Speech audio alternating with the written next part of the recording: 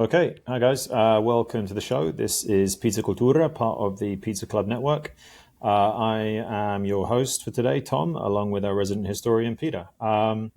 We've got a special one today. It's Peter's topic. Do you want to tee it up for us, buddy? Yeah, so the topic is, do we care about pizza history and should we care? And my thumbnail answer to that is no, pretty much we don't care about pizza history. And I say that sadly because I've been doing a pizza history Well, you're for, you're a pizza historian, yeah. well, I don't think they have a degree in that yet, but I guess I could be called that. And I've been Hmm. doing that for 14 years. So I've got a lot of personal time invested in the project. And Just apropos of that, are yes, sir. you and Scott Wiener the only kind of de facto pizza historians, or are there others?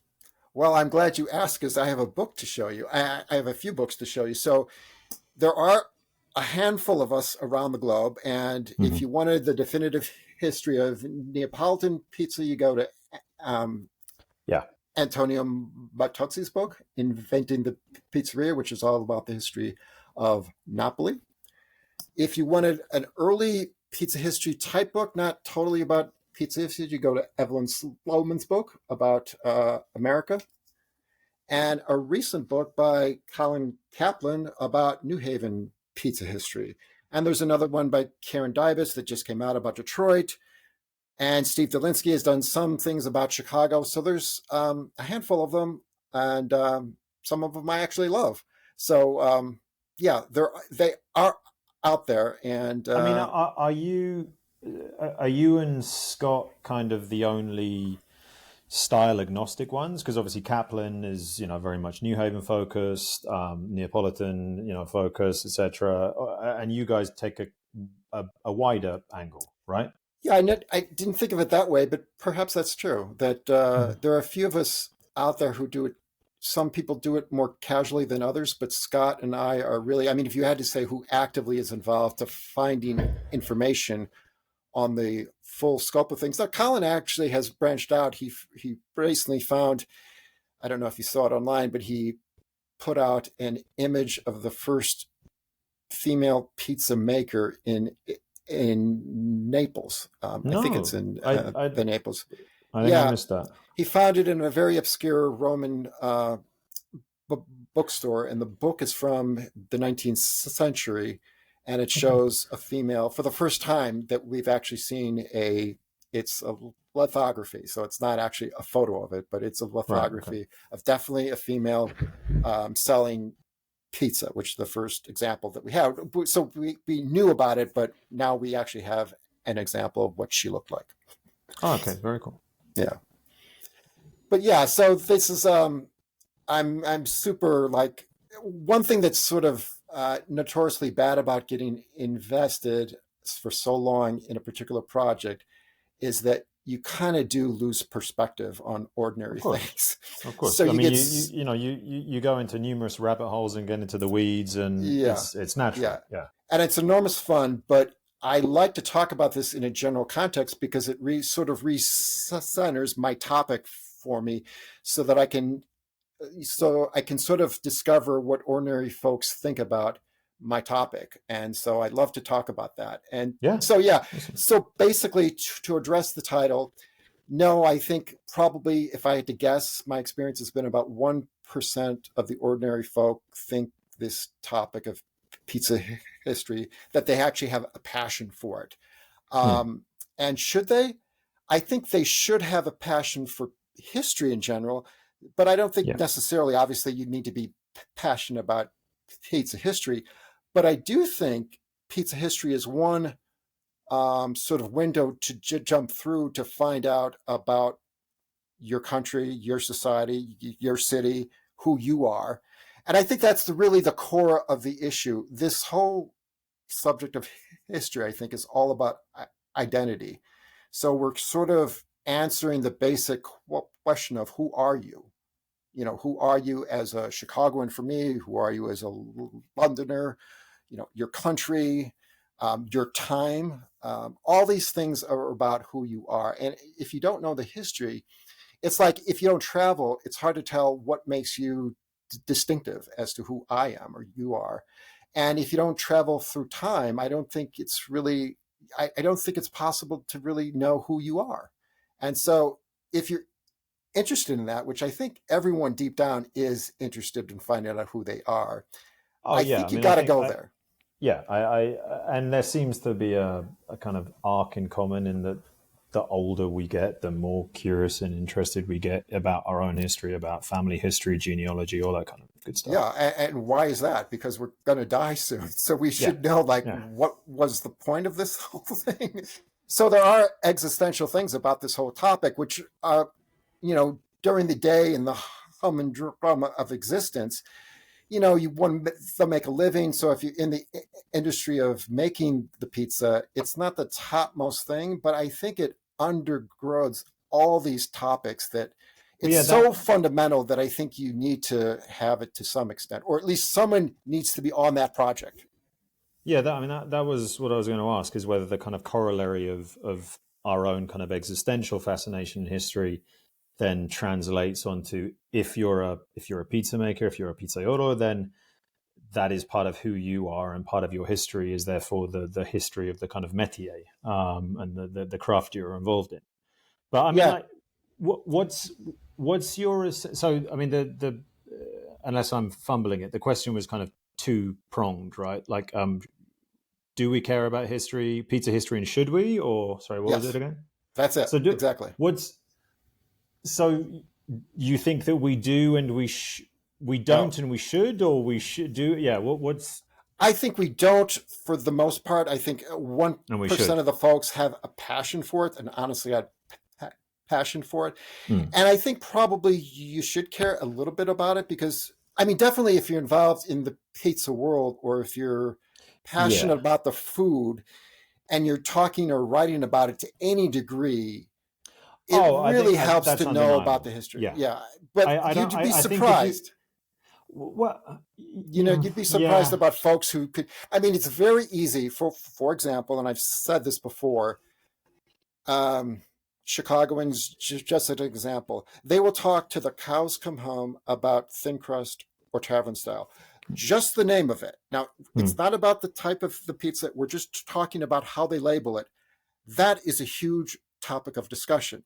Okay. So Yeah, if you're it's going to it's go it's there, it's the Superman versus Batman of the Chicago pizza scene. Yeah. but I think the point of this whole thing is that's what they identify with. That is their past. And that's what they resent, the fact that they're changing the name of something that they always had and they always held dear to them. And Oh, that okay. was always Okay.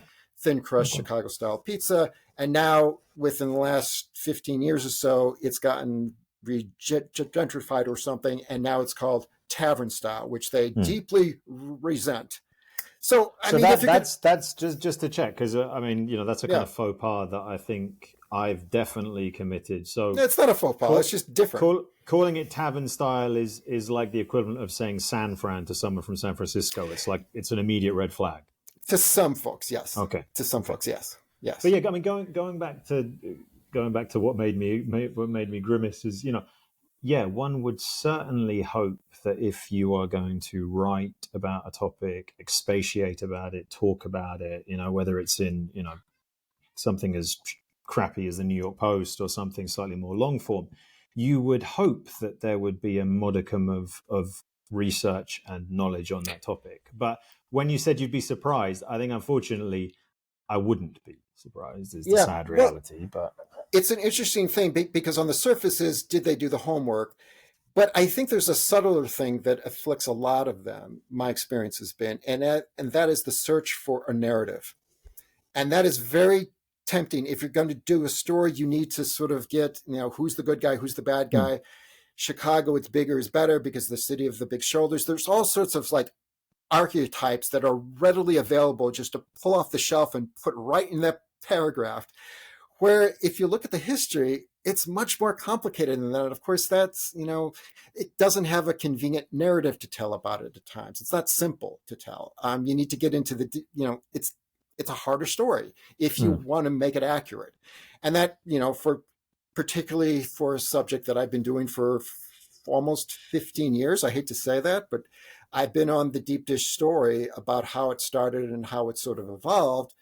and I'm still learning new things about it. And it's not sort of a simple story that it was invented in 1943 and didn't change until today, and that's all there is to it. No, it was sort of invented in 43, and there was one guy in particular who's the most determinative of the whole story. But there are a lot of characters involved in it, and it did change. So it's complicated to tell that story. I mean, I suppose so you touched upon a couple of elements here. Like, there's definitely an understandable difference in the should part of the question when it comes to lay people, like casual pizza consumers versus people who are, hardcore entrenched in the scene. I mean, I think if it just seems like a natural progression that if you are, as obsessed as some of us might be with pizza in general, it's the next kind of frontier to start learning about the history of the various styles, even if only because when we go off on massive tangents and bore each other by chatting about this stuff, it's good to know what the hell you're talking about rather than just pulling things out of your ass as certain That's online right. influencers That's do. right. And then the other thing sorry, yeah, go ahead. Yeah, I mean, one of the things to be sort of aware of is that a lot of this history can be manipulated. So a lot of the false history, I mean, just speaking in general, the big theme of my last 15 years almost of work has been almost everything is wrong. Like the previous history that we had, almost everything is wrong. Now, which is just to explain, like, that's probably one of the most exciting things that can ever happen to an historian. Oh, as yeah, in, like a scientist being proven absolutely wrong. It's awesome. Yeah, it's riveting because it's a complete, like, once you get into the sources, that it's a green field that haven't been looked at all. Now, to back up a little bit, yeah, I'm not saying the Greeks brought pizza here to America and all that. No, I'm not saying that. And it was Southern Italians in particular who brought it. That is all true. But once you get into the details of it, you get a huge survival bias of the families that survived as a pizzeria, got to tell their stories. And it got all garbled up in terms of what actually survived for what we know. And once you go to and this is the other big thing, is that if you're going to know something, you got to go back to the primary sources that existed at the time, and then find a bunch of them that are not the National Records Archive and stuff like that, and do a proper deep dive. Yeah, you get to real geeky stuff like the property stuff and the newspapers that existed at the time, and not the American ones, but the Italian American ones, because those are the ones, if they're going to have an ad, which was rare, they're going to have that ad. So yeah, for those listening, one of mine and Peter's first kind of like in-person exchange, or not in person, but first one-on-one exchanges, was he asked me to help him translate a really obscure kind of Neapolitan poem. Yes, it was a poem, right? Yes. It was a poem, and it was kind of like a provincial version of Neapolitan, so I was fumbling blind a little bit, but that's how into the weeds Peter has want to go, which is awesome. And I remember you saying you were in UK and you hit the National Archive here and did some digging through the records. I wasn't there, but yes, that's one that particularly has a few sources. And just to back up on that point, because I've been accused, and by you in particular, I think, of being deep into the weeds and meticulous and all that, and we care about all that stuff. It is so important because we don't have a lot of sources. And one of the things that history does teach you, or at least does to me, is to be humble about the things that we know and the things that we don't know, because it's so easy to say, I know this. And so it's funny because it's much, much easier to falsify the history that has been out there, but it's much, much harder to say what actually happened, right? So it's sort of a asymmetry in terms of that. But yeah, you really need to care about the details, because when you're going back to the 1890s and saying, where were the pizzerias in America? And we found at least 6 of them, which before a few years ago, we didn't know any of them. There's so many things that are ambiguous that you need to get as much information as possible. And I still don't have enough. And as I said, I've been working on the deep dish story for 15 years. And within the last week, I found something completely new. So, Well, so that prompts a different angle that I was wondering if we'd have time to get to, but I might just jump in that. And I'll try and anonymize as much as possible. So the whole do we care, should we care? So there is a particular tranche of the pizza world that absolutely really cares, i.e., the proprietors of certain historic pizza Yeah. joints. I'm mainly thinking about New York because that's the scene I know. And they maybe care too much to the extent where if their historic narrative is pushed, they don't like it, and they might have tendency to ban people from their establishments. And the kind of follow on from that is, should they care, or certainly should they care to the degree that they do? Now, from a kind of scientific method point of view, and I know you'll be of this mind absolutely as a historian, so surely that's awesome. You're finding out new data. It makes it, it doesn't vitiate your standing. It doesn't mean that your pizza sucks, or it's just new information, and it doesn't kind of, it doesn't piss in the folklore. It doesn't undermine that. It just means, okay, there's a new little chapter for us to discuss. Why do you think people get their knickers in such a bunch about that? Oh, I think it goes directly to it's a threat to their identity, and particularly if you have a family past history that goes back 80 to 100 years, and I'm saying that, well, they're not first, and there was someone actually 30 years earlier than them. That's a big hit to take, particularly if you have something on the wall that's been there. I mean, they've been living off these stories for so long. It's a part of who they are. Yeah, literally dining off them. Yeah. And what I'm saying is you're not who you thought you were. And that's tough to take. And I understand that. And so there definitely have been some families that have been on the downside of the history, and some of the other families who didn't get the credit before love the stuff I'm doing. So, I get it.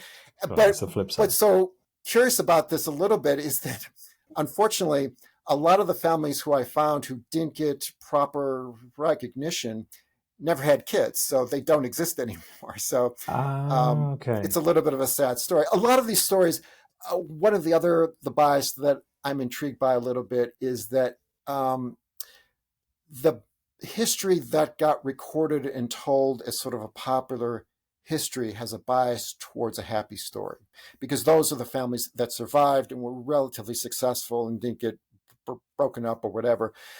The families that were there very early on that didn't survive, they're not as happy stories. So, there's a lot of sadness. And, I've talked to a number of sources that unfortunately died right after I talked to them, or some I've talked to and I didn't get enough down, and they're no longer here anymore. So you're really at the edge of things that are going to survive or not going to survive. And so I've often thought, what's the point of what I'm doing? Because maybe in 20 years or so, artificial intelligence will be able to go through all the archives on their own and figure out this huge puzzle.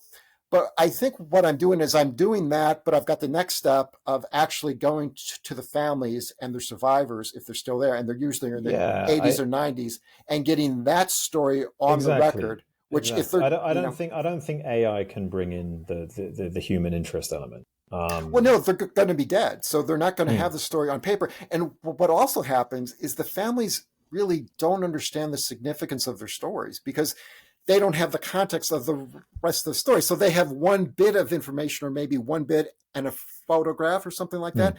And they think, oh yeah, that's just grandpa, so no big deal. But in the context of the story, it can be massively important. They just don't know. Jigsaw piece, They don't know, exactly. It's a jigsaw piece. Just one last comment on the ruffled feather piece, and then I think we've got to wrap up. But you'd think that, well, okay, I understand that it challenges their identity a little bit, but we're talking about fractions of a degree, as in, okay, you might not have been kind of de facto the very first, but you were certainly one of the vanguards. And I don't know, I understand it. I just kind of wish, naively, stupidly, that the response was different. But like you said, anything that buttresses up against people's notion of their self is always going to be thorny. Well, you'd be surprised. A lot of these folks, that's all they have. And I understand that. And I apologize somewhat, but of course I can't not say what I found. And so that has to come first. So I have to be tactful, of course, about it. But I think I think maybe when they see the larger project, they're going to see their role in the history. And a lot of them, I mean, it should be impressive because the really benefit of the family is that they weren't first, but they were one of the few survivors. Well, that's something. Sure. I mean, that's Sure. important too. So, yeah, I Yeah, think with no, time things will change. Hopefully. agreed. All right, we got to wrap up now. We're almost at the hour. So thanks for listening, everyone. If you enjoyed the show and you're watching on YouTube, give us a thumbs up and a subscribe. We're also available on the various podcast platforms, and you can find us on TikTok and Instagram under the handle I Need Pizza Club. Okay, that's about all we've got time for today. Thank you, and have a great weekend. Okay, Take care, bye. John. Bye bye. Bye.